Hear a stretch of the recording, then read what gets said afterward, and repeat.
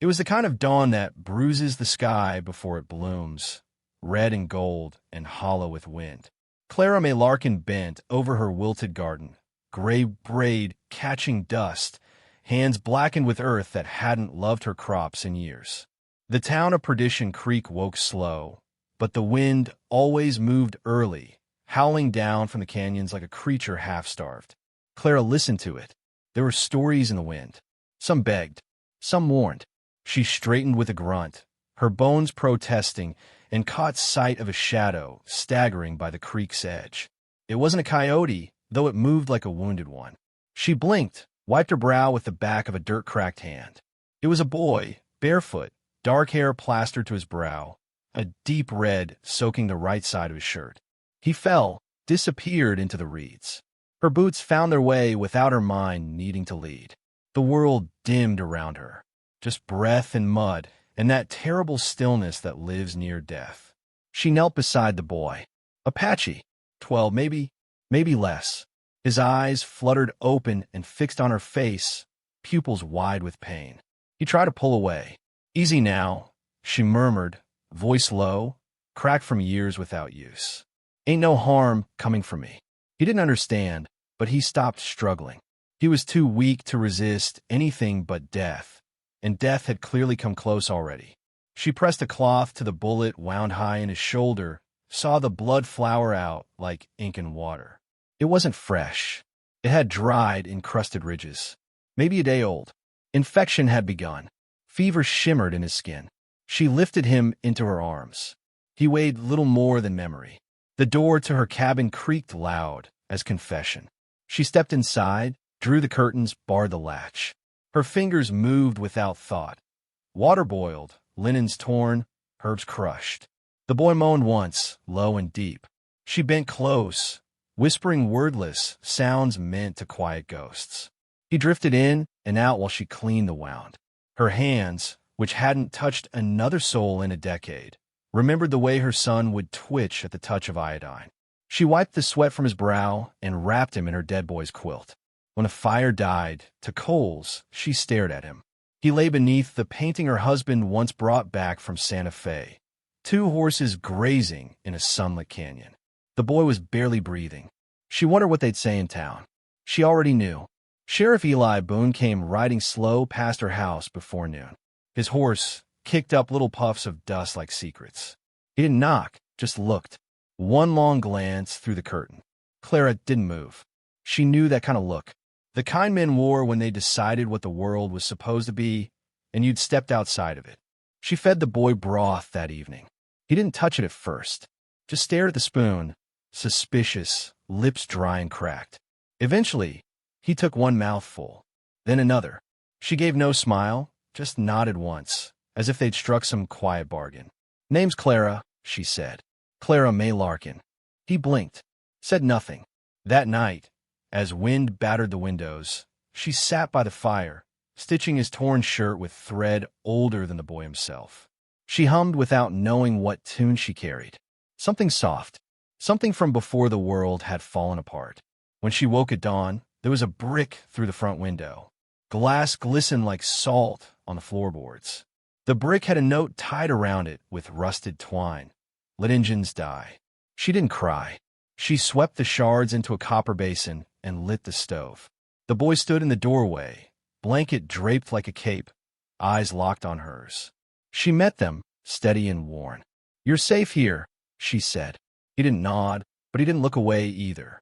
Later, she read from the Bible, not because she thought he needed it, but because the words filled the air like music might have. Her voice was low, reverent, not preaching. And the stranger that dwelleth with you shall be unto you as one born among you. She looked up. He was watching her hands, not her face. That afternoon, she found his name. Not from him, but from the small leather pouch he wore around his neck. She'd unfastened it to clean the sweat off his skin and found a strip of carved wood inside. Taza. She held it a moment, tracing the name with her thumb, then returned it to its place and tightened the string again. When he woke, she said it aloud. Taza. He blinked, almost nodded. Almost. Evening came. Clara showed him how to water the garden with the old tin pail. His wound was still raw, but he walked slow, careful. He pointed at a dying sprig of beans, then at the sun, as if asking something. "Too much sun," she said. "Not enough rain." He touched the soil with 2 fingers, then pressed them to his chest, a gesture that made something inside her ache. They sat on the porch as dusk arrived, quiet except for the buzzing of moths. She offered him half an apple. He took it. The next morning, there was movement along the horizon. Clara rose early, made tea, boiled the linen dress she wore for funerals. The boy stood at the window. "They come," he said. It was the first sentence he'd spoken. His voice was cracked earth. She stepped beside him, peering through the gap in the curtain. Dust rose like smoke.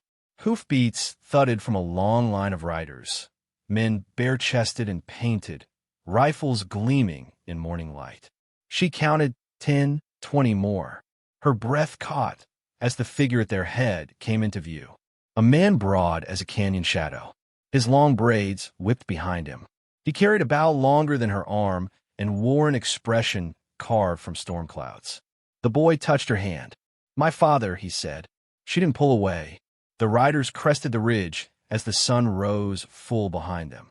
70 warriors, silent as dawn, and Clara May Larkin, settler widow of Perdition Creek, stood in the doorway with a copper kettle in one hand and her dead son's blanket draped over the boy she'd chosen to save. The warriors came like a tide, slow and inevitable, their presence making the very air tense with memory and vengeance. Dust curled around their hooves. The rising sun caught on feathers, on flint-tipped arrows and obsidian eyes. Clara May stood in her doorway, spine straight, kettle forgotten in her hand. Taza stayed at her side, his fingers coiled lightly in the hem of her dress, not clinging, just anchoring. The riders formed a crescent before her, horses snorting steam into the morning chill. At their center was the man who could only be Taza's father. His hair was the color of ravens, his chest painted in spirals of red clay and ash. When he dismounted, the earth seemed to give a little beneath him. He approached without speaking, eyes fixed not on Clara, but on the boy. Taza stepped forward, uncertain but unafraid. The man dropped to one knee and placed his hand gently on the boy's chest, just above the wound Clara had cleaned and bound. They spoke in low tones, the language fluid and ancient, filled with sounds shaped for fire circles and stars. Then, slowly, Taza turned to Clara and took her hand, calloused, wrinkled, smeared faintly with mint and bloodroot. He placed it in his father's open palm. The moment held like a held breath. The weight of everything unsaid stretched thin between them. The war party behind him remained motionless, but their presence pressed inward like thunder on the horizon. The chief's gaze finally lifted to Clara's. His face bore no hostility, only the heavy silence of a man long acquainted with betrayal. "Your name?" he asked, his English precise, sharpened by distance. "Clara May Larkin," she said. He gave a single nod. "I am Nantan. You gave my son back to me." Clara felt the heat rise behind her eyes, but held it in place. She looked down at Taza, whose grip had not loosened. "Reckon he gave himself back," she said softly. "I only kept death from finding him too soon." Behind them, the townsfolk had begun to gather. Clara could hear the scrape of boots, the click of rifles cocked behind fence posts, the distant voice of Sheriff Boone barking orders thick with fear. Nanton's eyes flicked toward the movement, then back to Clara. "They will not let us leave in peace," he said. "They'll have to," Clara replied. He was bleeding out alone, like an animal. "If kindness is a crime in this town, then I'm already condemned." A murmur traveled through the warriors behind him, uneasy, not with her words, but with the nearness of a line none had expected to cross. One warrior stepped forward, older, lean, eyes like scorched stone. His bow remained strong. "She hides him. She teaches him to love his enemy," he said in Apache. Clara did not know the words, but she knew the weight. Taza looked from his uncle to his father, then back to Clara. He moved slowly, without prompting, to stand between them all. "She is not enemy," he said. The words fell like stones into a quiet pond. Ripples passed from one warrior to the next. Some looked away. A few tightened their grips. But Nantan only looked at his son. He nodded once more, then turned to Clara. "I give you a name," he said. He reached into the small leather pouch around his neck and pulled out a pendant of turquoise bound in deer sinew. "You are now Shima Anadli, Mother of Balance." He stepped forward and placed it around her neck, the stone cold against her throat. The gesture was not ceremonial. It was sacred. Gasps rippled behind her from both sides. She turned, saw Boone astride his horse, rifle in hand, face carved in disbelief. She gave aid to a savage boy, Boone called out, and now she welcomes a horde. Clara stepped past Taza and down the porch steps. Her boots crunched softly in the dry earth. "I gave aid to a child," she said, voice steady. "Wounded. Left to die." Boone spat. "You forgot what side you're on, Clara." She looked out across the assembled townsfolk. Familiar faces.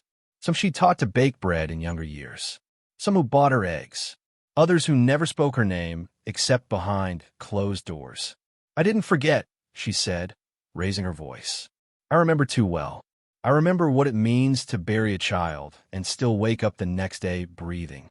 A long silence held. The sheriff didn't lower his weapon, but he didn't fire. Nantan mounted his horse again. Taza climbed behind him, glancing back only once. He didn't smile. He didn't wave. He just watched, eyes sharp and unreadable. Clara nodded once, and that was enough.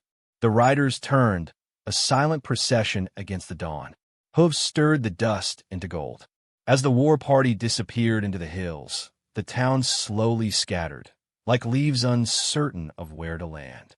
Inside, Clara placed the pendant in the drawer beside her Bible. Her hands shook, not from fear, but from something deeper, something like weight lifting.